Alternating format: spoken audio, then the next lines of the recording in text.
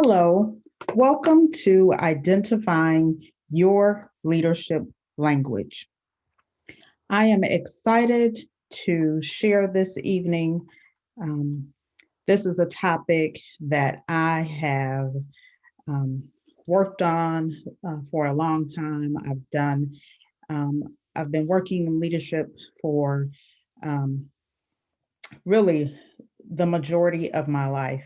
And a lot of things is not necessarily about having the title of leadership, but really about how to be a leader, no matter what you're doing, no matter what you have going on. Um, Being a leader is always um,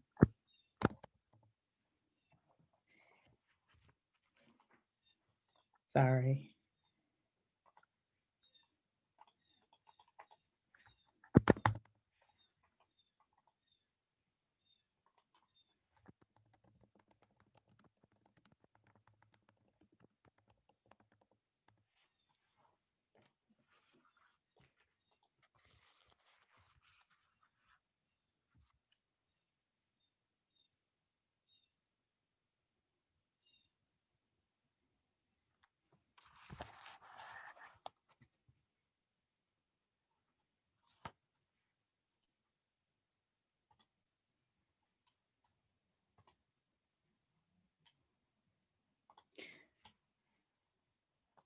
Being a leader is always, there's always an opportunity for leadership, no matter where you are.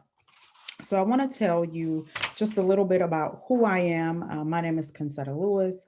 As I've said, I've had over 30 years of leadership experience in various community organizations, from K-12 educational settings, nonprofits, in the business world. I got my bachelor's of arts from Michigan State University, my master's from Central Michigan University, with an emphasis on human resources and organizational development. And then I have an Ed specialist degree from Saginaw Valley State University. I've had the opportunity to serve on nonprofit boards, even serving as the past president for the Michigan Council for Exceptional Children. And I'm currently working as an executive director of special education in Rochester, Michigan. And I previously have worked as a special education leader and administrator in Ann Arbor. I've served as a director of a youth leadership organization in the city of Detroit, where I was responsible for 70 volunteers and 400 youth programming for those students. So we're going to get right into it and get started. So as we think about this, how do you define leadership? So this is something that I want you to think about. How do you define leadership? There are some things that, everybody says that, a good leader, what is something that a good leader should always do? So I want you to think about that, right? How would you finish that sentence? And the way that you finish it really tells a lot about your individual leadership style. And if you have joined me on the live Zoom webinar, feel free to put in the chat about how you would complete that sentence, right? And the other piece that is important to remember, that as a leader, we are continuously evolving, continuously growing. So leadership is not something that I get to this pinnacle and I am, this great, wonderful leader. Leadership is I'm always evolving and growing. And don't worry, as we go through this, there are no grades on that. Um, so one thing, I talked about this a little bit earlier, but I do think it's important to remind individuals that there's this quote that says, "A boss has the title, a leader has the people." Again, leadership is not about a particular position. And as an educator, one thing that I've learned, and I love the term teacher leaders, because for us to be successful, whether we're in the business world, whether we are in education, whether we are maybe in a retail environment, nonprofit, if an organization is going to be successful, it is not just about the individuals with the titles. It really is about those individuals without the titles stepping up to assume leadership responsibilities and leadership roles. So, as we go through this, what makes a good leader? As before we talk, more about that question, that one sentence, a good leader should always. Before we talk more about that, I just want to share a couple of things with you. So one thing is there, James McGregor Burns, who was a Pulitzer Prize winning leadership expert, historian. He was a presidential biographer, political scientist.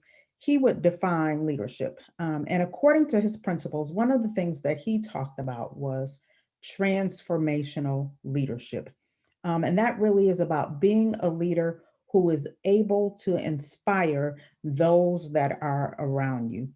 And so part of what kind of he talks about is an effective leader is really someone who creates an inspiring vision for the future, has the capacity to motivate and inspire others to engage in that vision. And then there is that management component to the to making that vision become a reality. And there is a clear, distinct difference between management and leadership. And so that is an important concept to remember. And then good leaders, coach and build their team so that, again, the whole team is more effective at that particular vision. Um, Anybody who strives to be a leader, again, as I talked about, it's a fluid practice, right? So we are always changing, growing, improving based on the information that we've received. And good leaders are even not um, ashamed or not afraid to say, I've made a mistake. We might need to rethink this. So, part of being an effective leader is having the wherewithal to know and be able to say, I need to regroup on this. We have to go back to the drawing board. It's okay to say that as a leader. And I think that will go a long way with those that you are leading. And then the longer that you function as a leader, the more likely it is that your philosophy of leadership will change, your style of leadership will change. Just as individuals, we learn and grow. Um, there's research that says that every 7 years, individuals change and grow and evolve. And it's the same with leaders. So, but in order to grow, the first thing you have to know is you be honest about where am I now in my leadership, right? What is my current leadership capacity? Where do I stand? So in order to know, as there's that saying that says, if you want to know where you're going, you kind of need to know where you've been to better direct where you're going. And it's the same concept as it relates to leadership. So don't get nervous because this says time to test. It really is more just, but if you can and you have it nearby, I do want you to get a pencil, a piece of paper, just to jot down a couple of things as we talk about some of these different leadership styles. I want you to make note of the comments that really identify with what your current thought process is. And there are no right or wrong answers for this. It really is about, I'm an educator in special education, and we are all about baseline data. So, this next segment is really about collecting some baseline data on understanding what your current leadership style or leadership capacity is. Okay. So, and don't try to figure it out.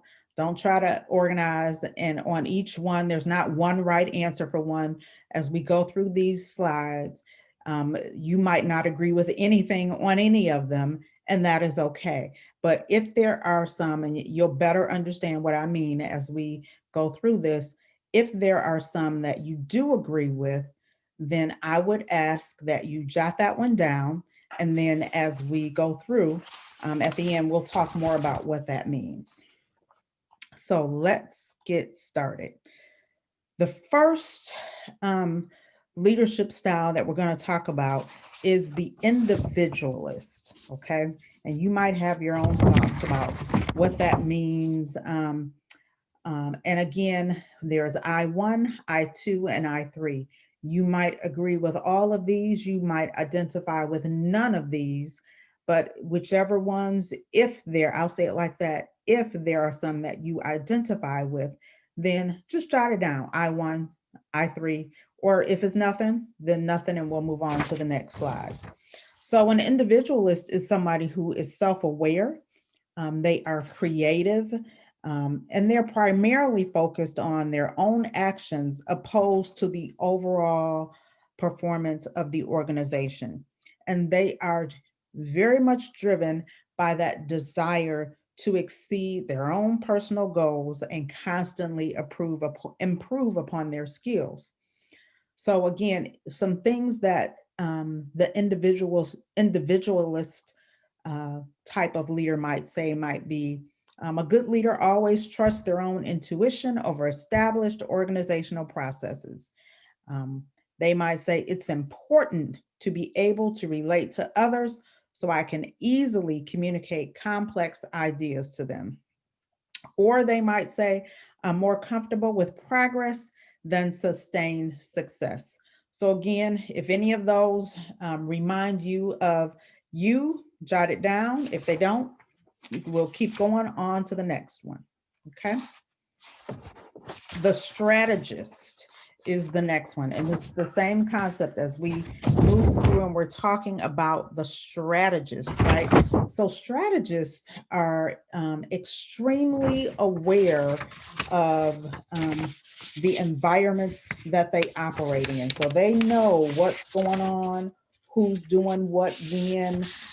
They are very much aware of what's going on. And then they are make it a point to really go deep into understanding the structures and processes that make a particular organization or business function and tick.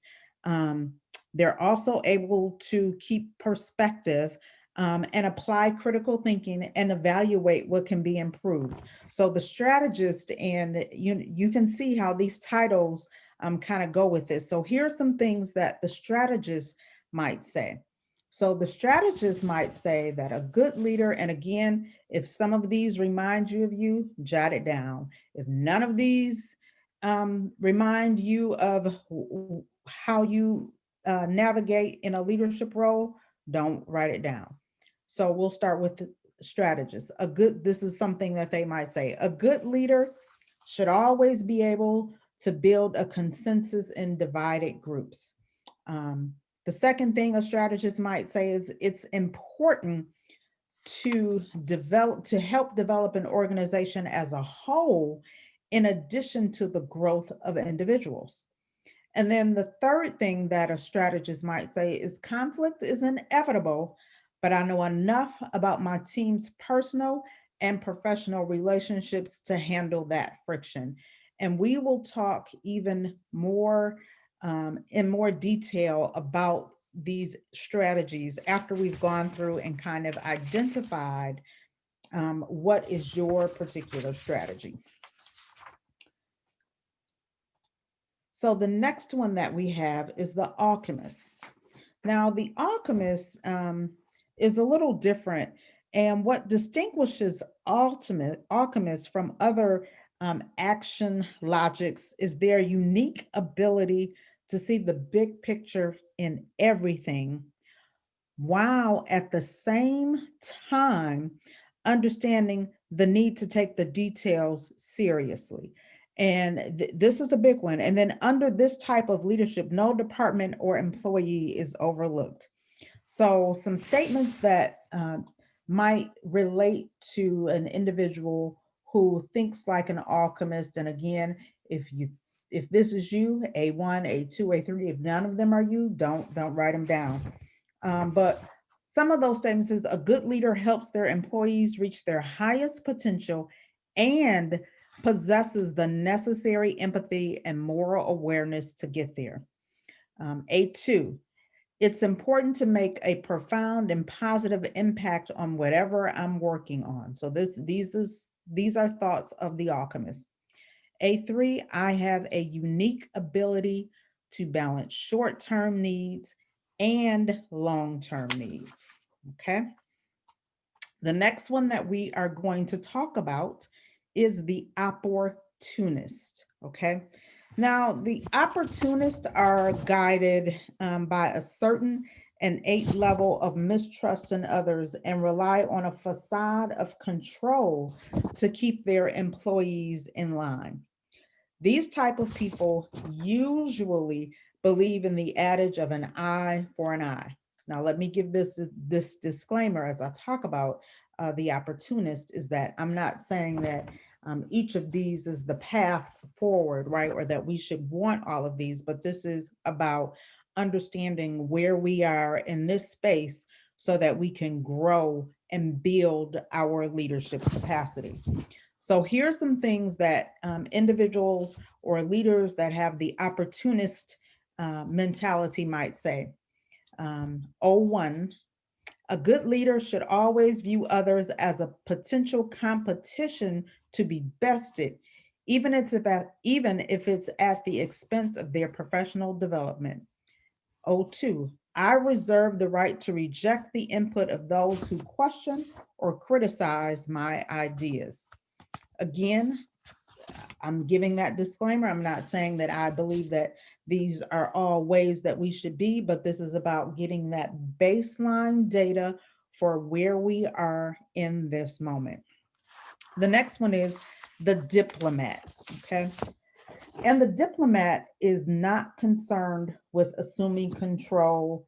Instead, they want to cause minimal impact by conforming to the existing norms and completing their daily assignments and tasks with as little friction as possible.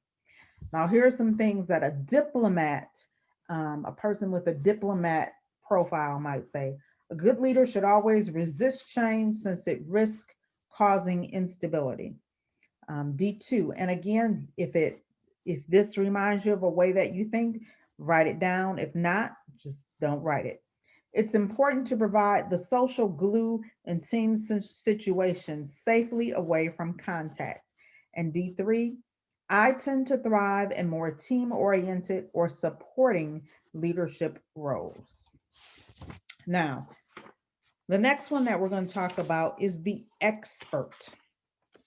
The expert is always at the front line of their field and continuously strives to perfect their knowledge and meet their own high expectations.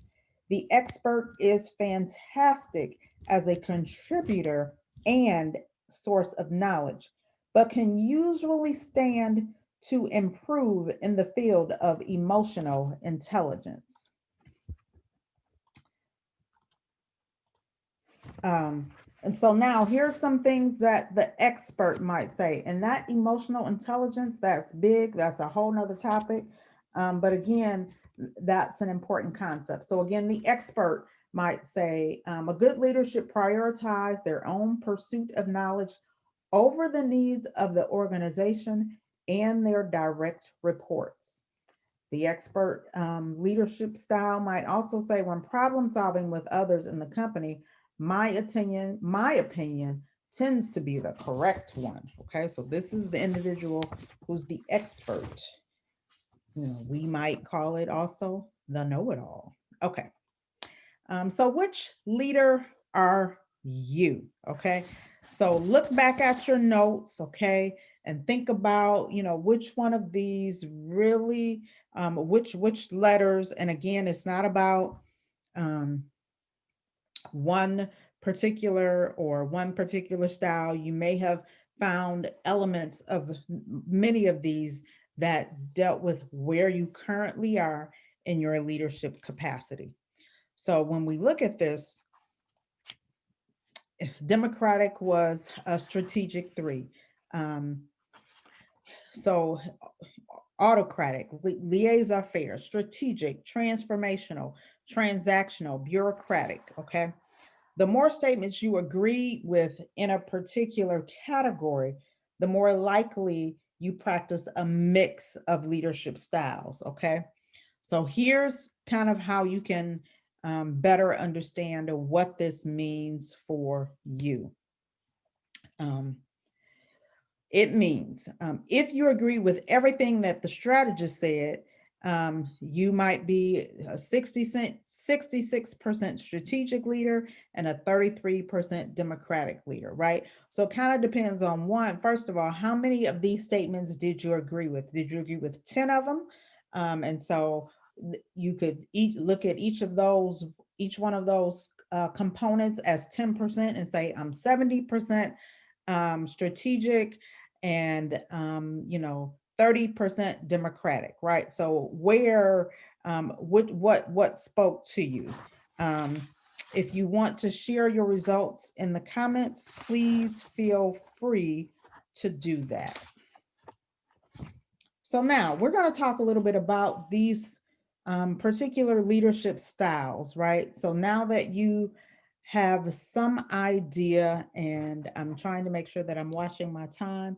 Now that you have some idea of what your leadership style might be, let's talk a little bit about what each of these mean. So now those of you who fell into the category of democratic leadership, you'll be happy to know that this style is commonly very effective, okay? These type of leaders make decisions based on the input from each team member, okay? And although the leader makes the final call, each employee has a say in the direction of the decision, right? So they have some input, some influence in the decision. Democratic leadership is one of the most effective leadership styles because it allows those that are working with the leader to have some input, to have some authority, to really be actively involved in the process of decision making. So solving issues with the democratic leadership style um, resembles how decisions might be made at a board meeting. The leader might give the team a few decisions, some options, open up, let's talk about it. What are your thoughts on this? What are you thinking? And even for me, this is probably um, a style that I often defer to because one thing that I am a strong believer in is that um, I don't necessarily want a team of individuals who think exactly like me. It's important for me to hear from other individuals that might see things from a different perspective, that might have some different expertise that I don't have, that might help me to miss some pieces that maybe I had not considered as we are moving forward, attempting to make a decision. So, utilizing that democratic leadership style really is beneficial. Oh, I'm sorry. I'm like, what's happening here? Utilizing that democratic leadership style really is um, helpful because it can help with things that as the individual you may have missed because you don't see anything. And the other piece of that is it's important as a leader to be open to hear from other people and not just all my way or the highway, but to genuinely be open to hear the thoughts of your team. And that is why you have a team. Okay. um, Autocratic leadership. So this is the opposite of democratic leadership. And I'll add too, as I'm talking through these, sometimes there are times and places for each one of these styles. Some of them may not come up as often or need to be utilized as often, but sometimes there might be a place where it is appropriate to use each one of these styles.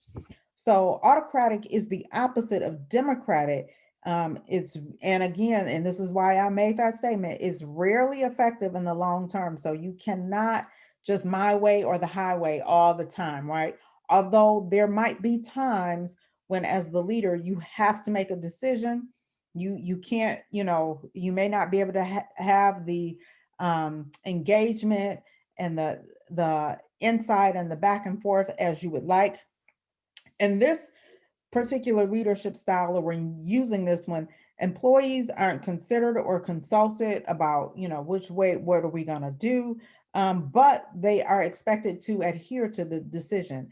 And again, sometimes as a leader, you have to make those kind of decisions, and they may not be the best decisions. But this is also why, as a leader, it is important to continuously have conversations with your team, not just in the moment when a decision has to be made, but all the time, right? We should be constantly engaging with our team members so that in that moment when I have to make an autocratic leadership decision, I already have information, and I understand how members of my team might feel about a particular thing. And if I have that background information, then it helps me in that moment when I have to make that decision. Um, so examples of this might be, if I have to change, if I'm in a location and I got to change some shifts, I have to change some assignments. I have to, say this is what it is. I may not have the luxury to be able to, um, again, have conversation about it. Again, today's culture, maybe, 50, 60, 70 years ago, this would have been sustaining, but we know that no organization will be able to retain employees if this is just straight across the board the type of leadership style that the leader of the department or organization is consistently utilizing. Again, there might be a time and a place for it, and I think that is the other piece. Um, it's important to know when we have to use which thing. It's just like a surgeon, a dentist, they have all sorts of tools, but it's about knowing which tool to use in which situation to get the best results or the most effective results given the situation. All right. The next leadership style that we'll talk a little bit about is the laissez-faire, right? And I took French in high school. Um, so here's what we learned. If think about what that term means in the French world, it means let them do, right?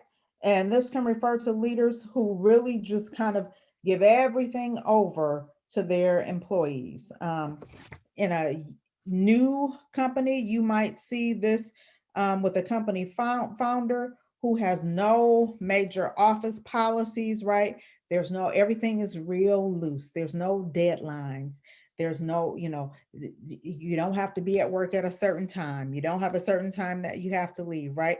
This does at the same time says that I have a certain level of trust with my employees or my team to do the things that they need to do.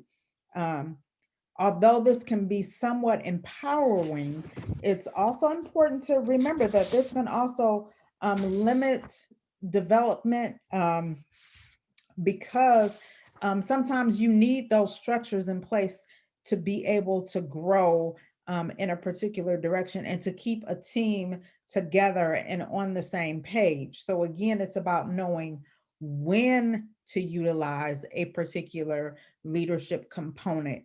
So, I think, again, one of the big takeaways for the presentation today will be um, remembering that it's not all or nothing, right? It is about understanding the different components and the different styles of leading and knowing what situation am I currently facing and which one of these tools do I need to use for the situation that I'm currently in? Okay. The next one, strategic leadership. Now, strategic leaders, they're really at an intersection between um, operations and growth opportunities. Okay. So, this particular type of leader promotes a culture of inquiry. They've got an open door. You can come, you can talk to me, right? But there's also that additional burden of ensuring some consistency and stability, right? So they're worried about the company overall, but they're also worried about individuals. So strategic leaders are consistently, they're vigilant, they're honing their ability to anticipate by the environment. They're looking what is going to happen next, right? So they're looking for cues and signals about what will be happening next. Um, they also have a tendency to want to study failures, right? So if something did not go well, they don't shy away from that. They say, what can we learn from that, right? And that is one thing um, that I say all the time, that all of us in our roles, no matter what we're doing, we are going to make mistakes. But it is about when those opportunities come, what do we learn from those and what will we do differently the next time we are faced with a similar situation? So, strategic leaders are always thinking about the big picture, what's going on, how can we learn and grow from this. So again, they're strategizing. That is the essence of strategic leadership. And again, um, there's, I don't think, when we talk about strong leaders, we're not looking at an individual who always 100% of the time is in one of these lanes. What we're looking at is an individual who has the capacity to know when to pull on strategic, right? When to pull on the liaison faire, when to pull on the orocratic, right? So it is about knowing which tool to use when. Now, transformational leaders. Transformational leaders, they are always working to improve the status quo and to push the team to grow, right? They're stretching outside your comfort zone.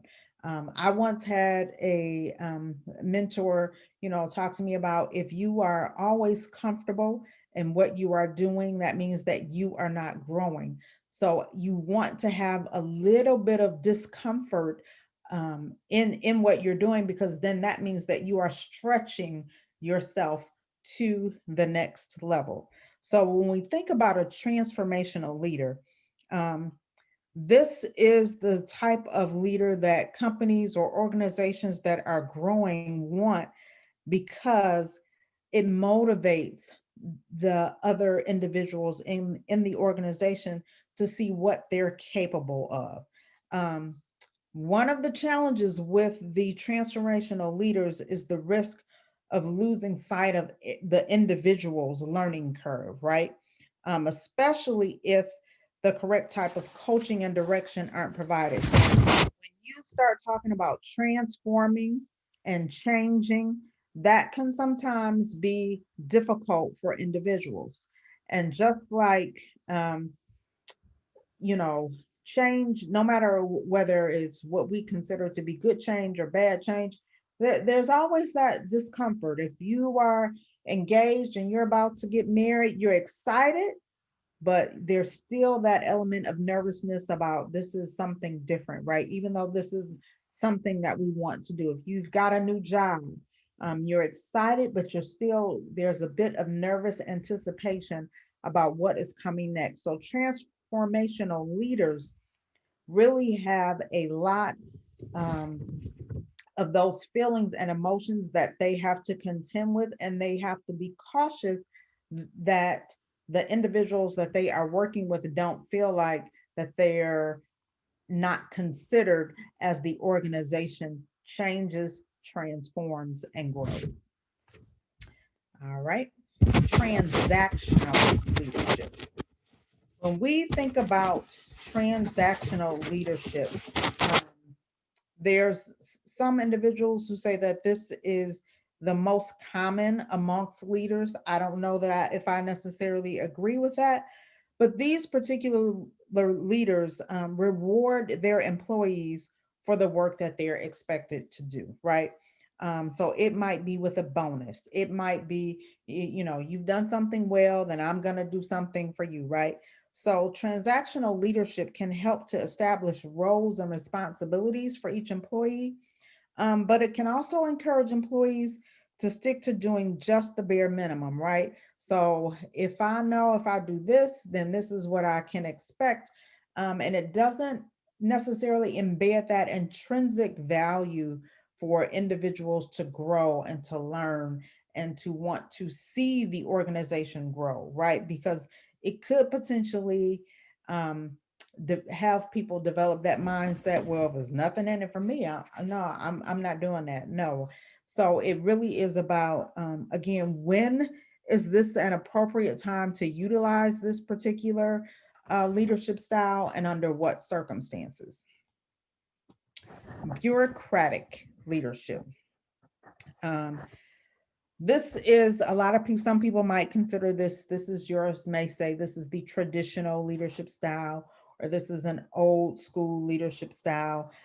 These leaders, they go by the book.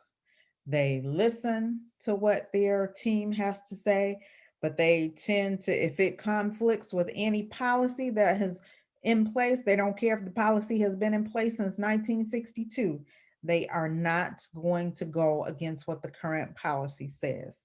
Um, so employees with this particular that are working under someone who utilizes this bureaucratic leadership style, um, might not feel as controlled as they would under autocratic, because it's like the leader is putting the onus on the establishment. Well, this is the rule, right?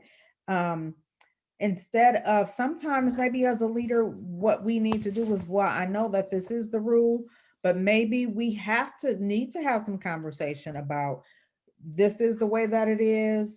Um, and maybe we need to look, is this something that we should consider working with the next level of management to change? Is this something that I need to have some additional conversation with my team about to help them understand the rationale behind the policy?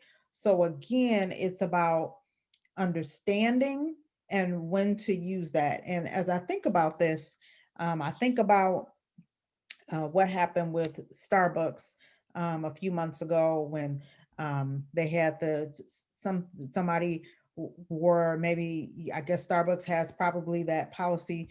You're supposed to have on a black shirt or a solid color shirt.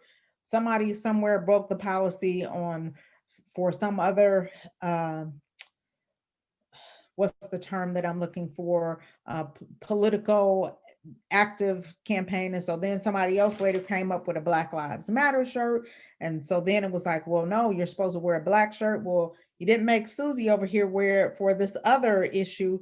Now it's an issue. And so it really is about, again, if we're picking and choosing, knowing when to use, knowing what to do, but having consistency, being in our the way that we approach situations is important. And so understanding that um, you can't always just say, well, this is the way that it is, but again, having some conversation with your team, or you may need to have some conversation with some colleagues to say, is this something we should continue to do? All right, now, regardless, so we've gone through a lot of several different leadership styles, right? And no matter what your style is, okay, no matter what it was, sorry, looking for my little list here. I apologize. No matter what your style is, whether you're democratic, whether you're autocratic, laissez-faire, strategic, transformational, transactional, bureaucratic, no matter what it is, um, and again, you're probably not just one, right? You're probably found yourself in multiple areas. Um, the key is to understand in each opportunity where you are a leader, each decision that you have to make, understanding where you are and saying, are there places that I could improve upon my leadership is what's important. So, as a leader, you have to be able to clearly and explicitly explain goals and tasks and everything in between to your team, right? So, as the leader, you have to be able to communicate. And sometimes there's that old saying that says it's not what you say, it's how you say it.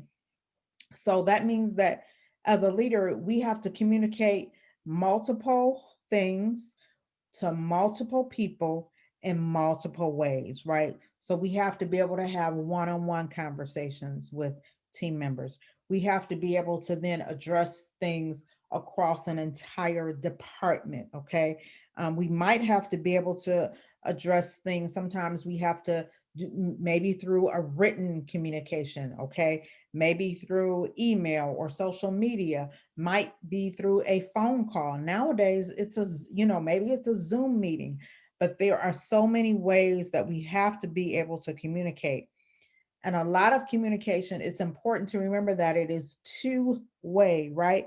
So it's not just me giving information as the leader, but it's also knowing what is the appropriate time and space and avenue for me to receive information from my team to develop some confidence and trust and team building so that um, having those two-way conversations so that when the moment comes when I do have to make an autocratic decision, that my team understands that that's not how I operate all the time, and if I had to make that decision, that there was some rationale behind it.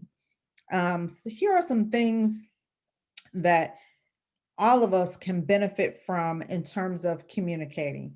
One thing that's really important is reading body language. And so I love that now we are able to, while we were quarantined, we had Zoom. And so I really liked being able to see everybody on one screen. And sometimes when you're in a meeting room, you can't capture everybody at the same time, right? But it's definitely important sometimes to focus on the individual who is speaking, or maybe if there's another individual in the room that you want to know how that person is going to respond to what the other person is saying, then maybe you're more focused on the person that's listening to the speaker to see what their facial reactions are, what their response is, to better understand how to navigate the situation. So, reading body language. And again, there are things that people say with their faces, with their body positions. Are they wish she would hurry up, right? Or are they, that's interesting, right? So understanding what that body language means and what that tells you um, can really help with leadership and communicating.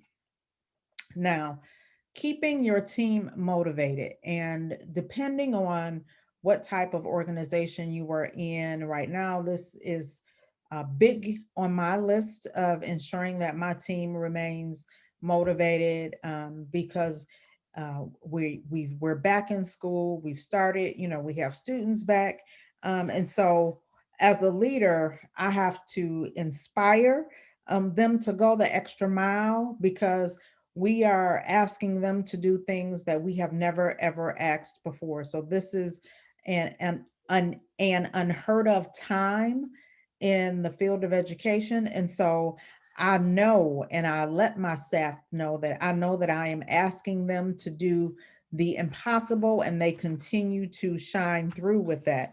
Um, but we have to continue to inspire our team, right? So even in difficult times, if you think about a sports team, that maybe that team might be losing a game, but they can't just stop in the middle of the game. They're losing the game. The coach has to continue to pump them and motivate them to give their best effort, even knowing at the end of that 60 minutes that they're going to get a loss, but they have to give their all until the end. So sometimes, in order to keep our team motivated, is simply if they know we're listening to them, saying, "Can you tell me, how's this going for you? What do you think we can do differently next time?" Asking them questions, allowing them the opportunity to express what they are thinking and feeling and experiencing. And sometimes, even just simply saying thank you can really go a long way with our teams. Now, this one is big, practicing your ability to delegate. Okay. Um, There are some people who believe that if I delegate things, that is a sign of weakness. It is not.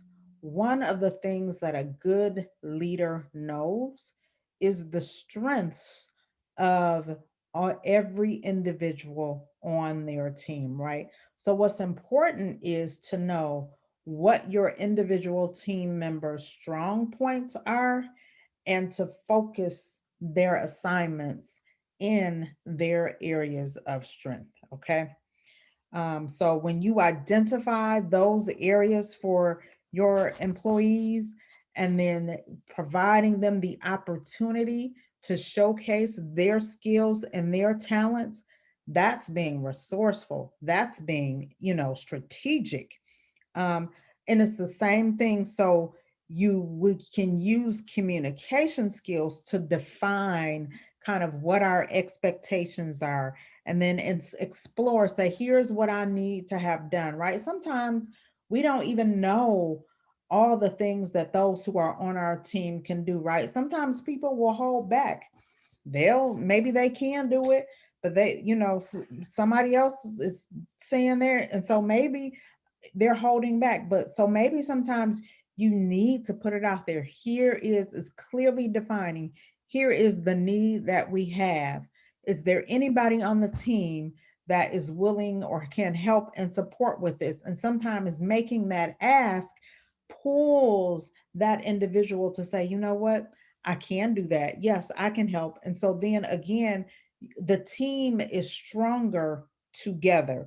And that is extremely important. So delegating is certainly not a sign of weakness. It really is about when you understand the team and the skills of your team, that is how you win as a leader.